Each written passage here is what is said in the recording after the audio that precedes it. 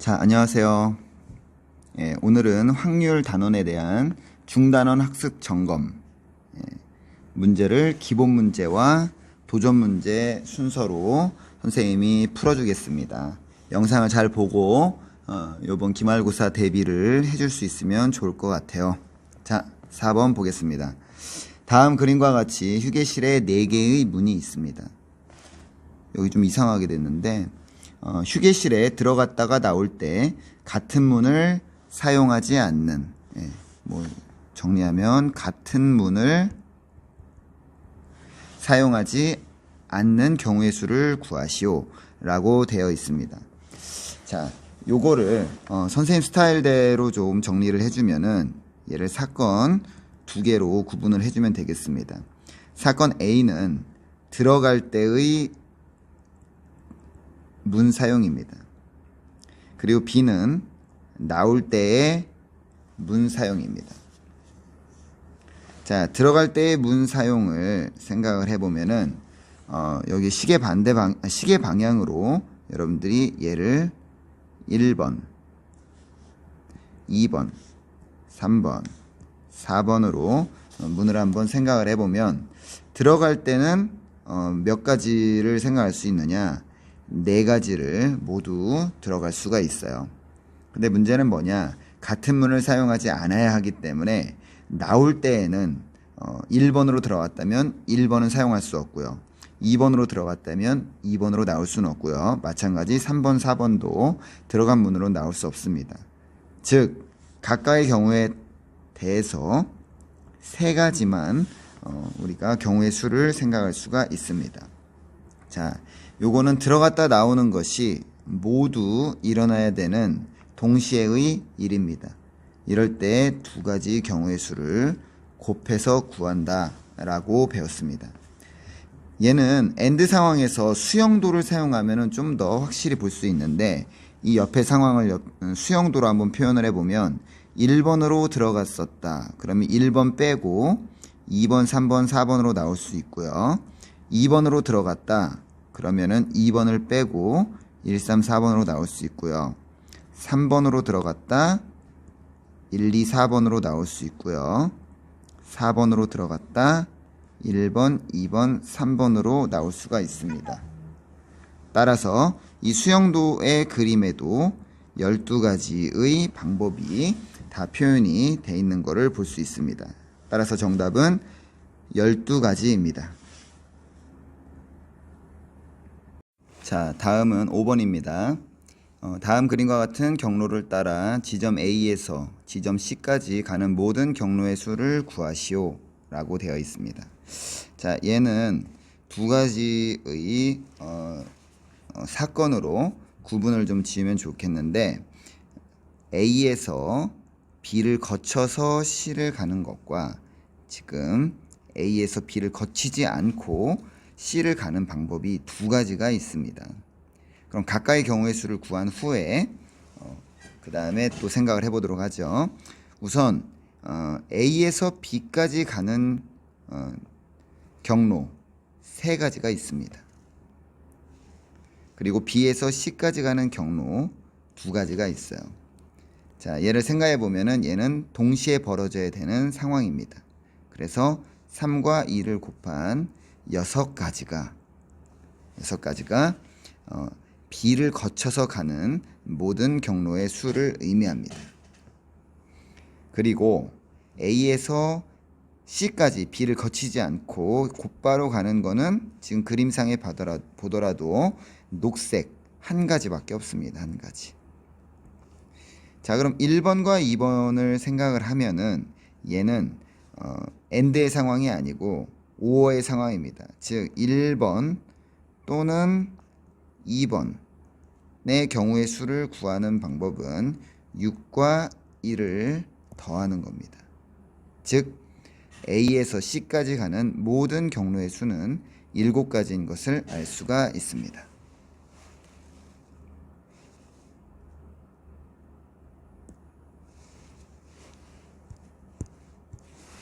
다음 6번을 넘어가겠습니다. 자, 여러분 확률이 나왔습니다. 지금까지 경우의 수였고요. 확률은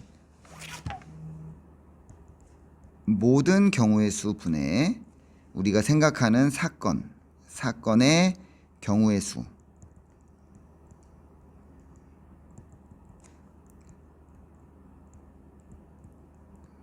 이런 계산을 통해서 확률을 구할 수 있다라고 수업 시간에 설명을 했습니다. 자, 요거를 잘 기억하면서 문제를 풀면 되겠죠.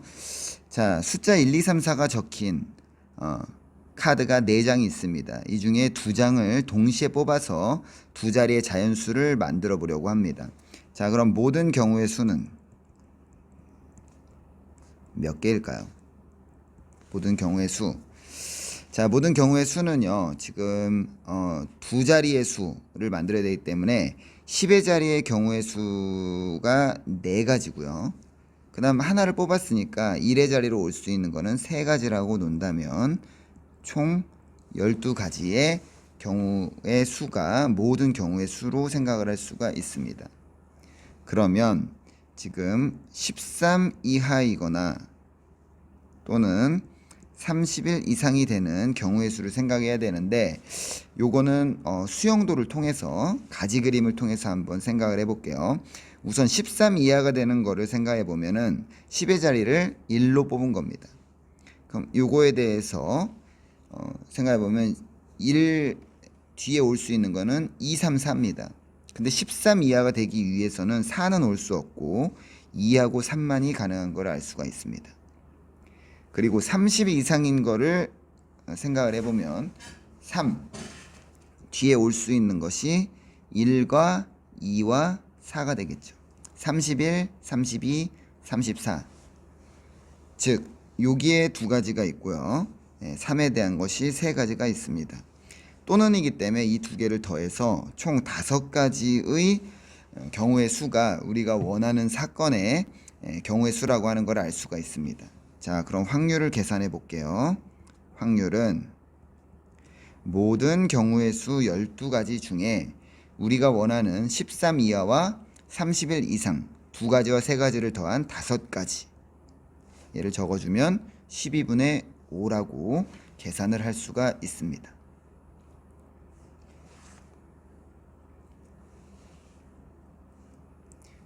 다음 문제 넘어갈까요?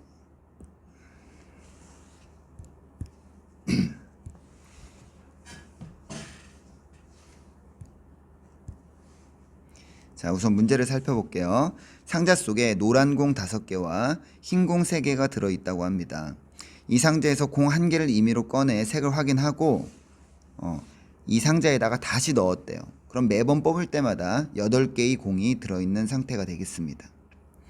자, 그리고 다시 한번 꺼낼 때 다음에 확률을 계산하시오 라고 되어 있습니다. 요거 좀 위로 올려볼게요. 문제가 2문제가 나와 있습니다.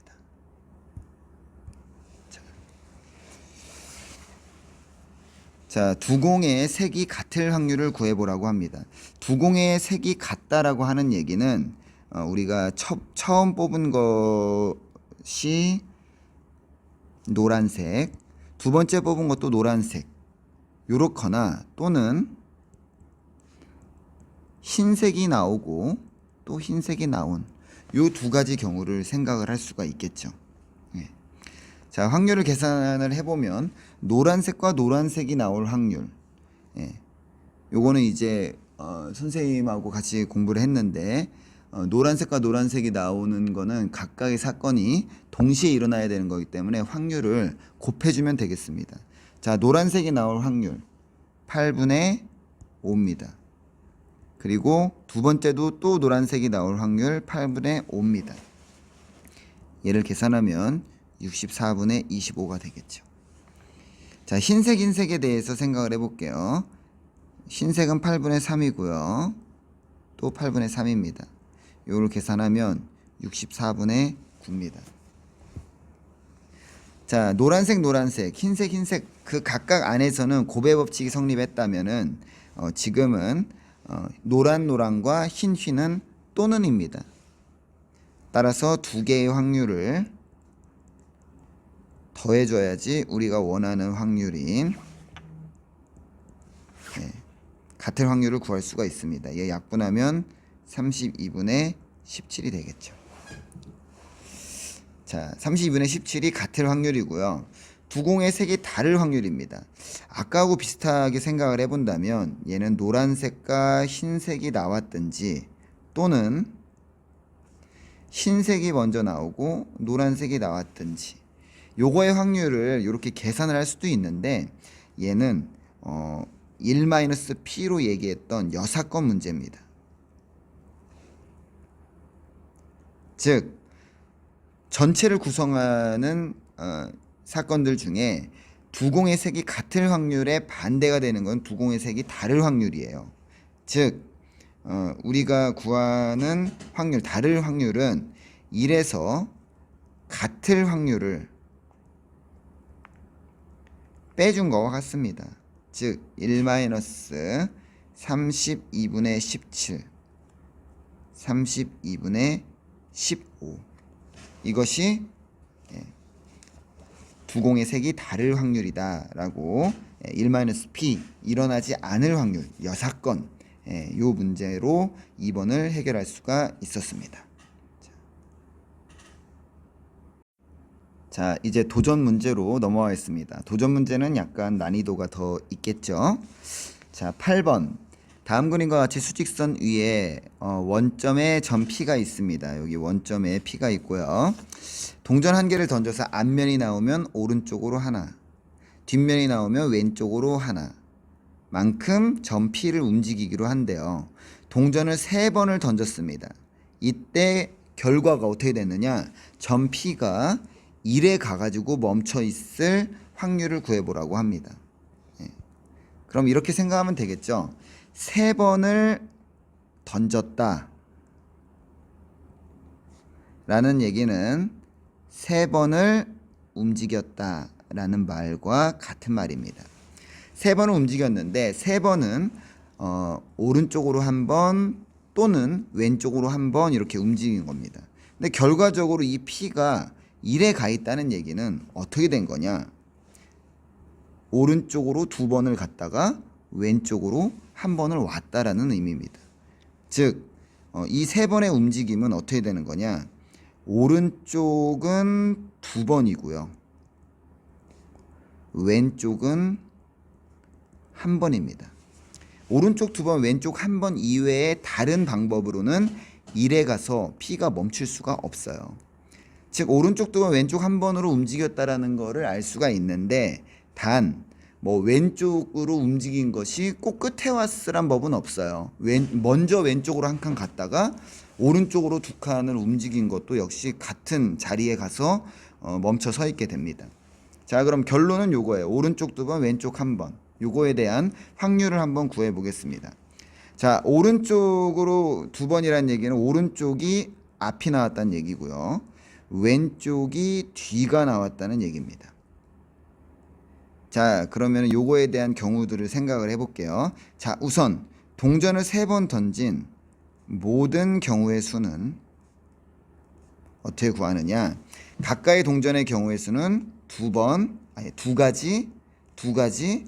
가지이기 때문에 총 8가지의 모든 경우의 수가 있고요. 지금 오른쪽 2번, 왼쪽 1번이라고 하는 이 사건, 요거를 앞이라고 쓰면 좋겠네. 앞 2번, 뒤 1번이라고 하는 이 사건에 대한 거를 한번 생각을 해보면 순서상으로 한번 나타내 볼게요. 이 순서상. 앞, 뒤. 이렇게 나왔을 수 있죠.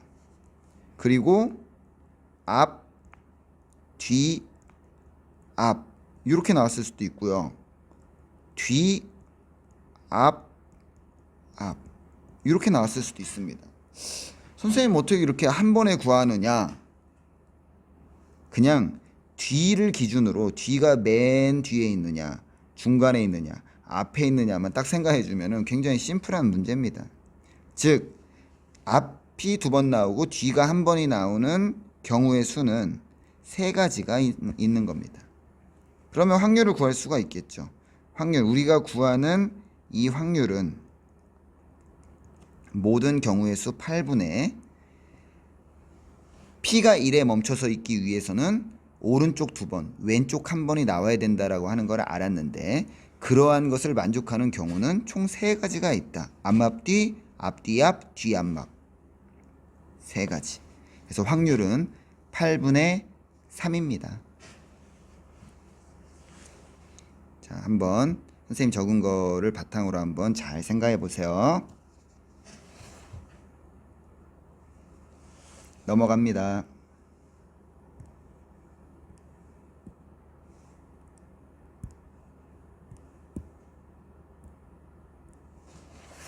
자, 9번 마지막 문제네요. 두 상자 A, B에 자연수가 각각 하나씩 적힌 카드가 있습니다. 각 상자에서 임의로 한 장씩 뽑아서 카드에 적힌 수를 A하고 B라고 할게요. A가 홀수일 확률이 3분의 1, B가 짝수일 확률이 5분의 2라고 합니다. 이때 A 더하기 B가 짝수일 확률도 구해야 되고요. 그리고 A 곱하기 B가 짝수일 확률도 구해야 됩니다. 자, 요거를 한번 같이 생각을 해볼게요. 우선은 여러분들이 문제를 좀 어렵게 받아들일 수가 있는데, 그럼 두 상자 A와 B 안에 뭐 숫자가 몇 개가 들어있느냐 이런 생각을 할 수 있는데, 이거는 크게 뭐 중요한 생각은 아닙니다. 즉 A 상자에서 나온 숫자가 A예요. 그리고 B 상자에서 나온 숫자가 B다. 근데 뭐가 중요한 거냐? A가 짝수냐 홀수냐 요게 중요한 거고, B가 짝수냐 홀수냐가 중요한 건데, 자, A가 짝수일 확률, A가 홀수일 확률을 생각을 해볼게요. A가 홀수일 확률은 3분의 1이라고 이미 나와 있기 때문에 A가 짝 아니면 홀이기 때문에 여기는 3분의 2입니다. 즉 뭐 대충 보면은 A 상자 안에는 짝수인 숫자가 홀수인 숫자보다 2배만큼 많이 들어있는 상태란 거를 언뜻 또 추측을 할 수도 있습니다. 자, B 상자를 볼게요. B 상자에서는 B가 짝수일 확률, B가 홀수일 확률을 생각을 해보면은 B가 짝수일 확률이 5분의 2고요. 그럼 반대로 홀수일 확률은 여사건으로 5분의 3이 됩니다. 이것도 마찬가지입니다. B 상자 안에 몇 개가 들어있는지는 모르지만 비율상으로 5개 중에 2개는 짝수가 들어있는 거고 5개 중에 3개는 홀수가 들어있다라고 생각할 수가 있습니다. 이거는 정확히 떨어져야 되는 부분이기 때문에 어쩌면 B 상자는 이제 5의 배수만큼의 그 숫자 카드가 들어있을 것이다 라고 하는 것도 논리적으로 추측해 볼 수도 있겠네요. 자, 그러면은 요거를 바탕으로 문제를 풀어보겠습니다. 자, A 더하기 B가 짝수일 확률을 구해라. 두 숫자를 더해서 짝수다라는 얘기는 요겁니다. 둘 다 짝수면은 짝수가 되겠죠.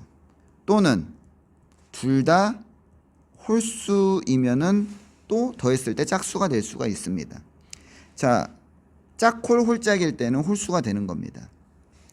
각각에 대해서 확률을 구해보면은 A 상자에서 짝 확률이 3분의 2였습니다. 여기 나와있죠. 여기 왼쪽에 지금 선생님이 다 표시해놨습니다. B 상자에서 짝수 5분의 2입니다. 자, 얘는 15분의 4가 되겠죠. 자, 홀수입니다. 홀수. 자, A 상자, 지금 A가 얘고 B가 얘고, A가 앞에 있는 거고 순서상상에 B가 뒤에 있는 거예요. A가 홀수일 확률은 3분의 1이었고요. B가 홀수일 확률은 5분의 3이었습니다. 따라서 얘에 대한 거는 15분의 3이 되겠습니다. 자, 그러면 지금 확률은 어떻게 구하는 거냐? 짝짝과 홀홀은 동시에는 벌어질 수 없어요. 지금 여기 선생님이 또는이란 말로 이미 써놨죠. 짝짝일 때는 동시에가 맞습니다. 홀홀일 때도 동시에가 맞기 때문에 곱하기로 구해준 게 맞고요. 이 각각의 확률에 대해서 또 우리가 계산을 할 때에는 5어 또는으로 계산을 해야 되는 거예요. 즉 15분의 4와 15분의 3을 더해서 15분의 7로 구할 수가 있습니다. 다음, 자, AB가 2번입니다. AB가 짝수일 확률을 구해봐라. AB가 짝수가 된다는 얘기, 얘를 한번 P로 생각을 하면은요, 짝수가 되는 거 생각보다 쉽습니다. 왜냐면 둘 중에 하나만 짝수이면은 곧분 짝수가 돼요. 짝짝이든지 짝콜이든지 홀짝이든지 다 가능합니다. 그럼 얘를 계산을 하려면은 하나, 둘, 세 개, 짝짝, 짝콜, 홀짝에 대해서 위에서와 마찬가지로 다 계산을 해야 되는데 좀 귀찮잖아요. 오히려 얘가 남아있는 것이 딱 하나가 있습니다. 뭐냐? 1-P. 1-P는 뭐냐? 홀홀만 생각하면 돼요. 홀홀. 1-P 홀홀.